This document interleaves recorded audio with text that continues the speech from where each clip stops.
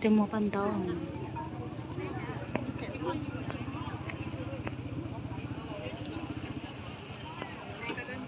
giờ cứ mất cho tan cho trong đời tất cả nhá rồi không có lọc thôi cứ chỉ tôi thì nhá mà thôi Chắc nó em mua cho nó thay tàu. tất cả chọn tới nhá thôi kìa không có trong đời nhá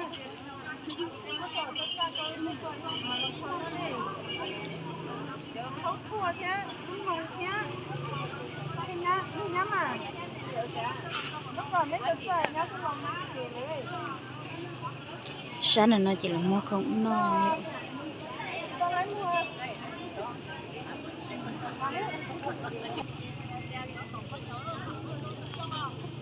Tại nó còn nó bự rong câu thì tiệm.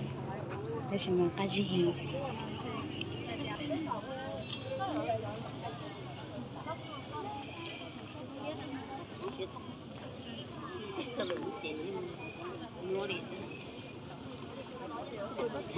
Trời chúa cho nó có lấy cú ấy lá quả mi.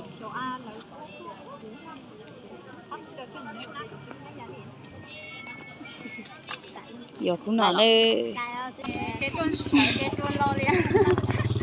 Tôi thấy gì giờ cái mua vô là cũng nghe. Tao nói chuyện đây.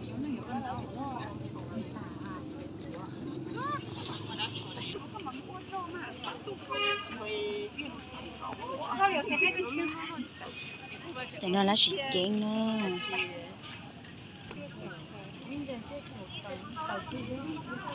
Cho nên là xịt chén thế. Không xịt chén đầu tiên là nào vậy? Cho nên là tại đó. Cho nên chị là quả. Cho nên là tại đó thế. Cho nên là anh chạy bị cho. anh cháy sao Cháy sẽ là.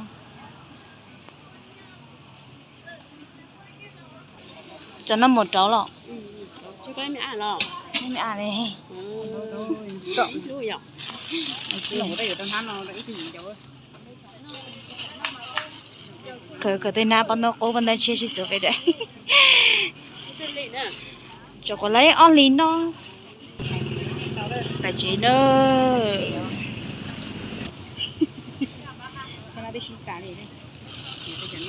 Tôi là cổ tôi đã cho. Phải chế nữa.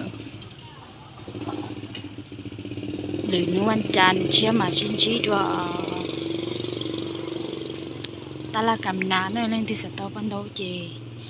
Nhân đi để chỉ ní tôi bỏ kẹo nó chị. Lúc ta là nhớ khẩn nó này ạ. Sau nó vậy tôi mua do em sơn gió thầu plong bé mùng plong mùng này chỉ lấy tôi nè. Chả nên thêm chế thế gì chơi ấy chọ thôi. Mua ban đầu chia không giờ chia ban đầu mò sao chạy sao giờ đi ạ. Lúc ta làm mẹ này sao đấy chỉ mà cũng muốn đi chung thế nào.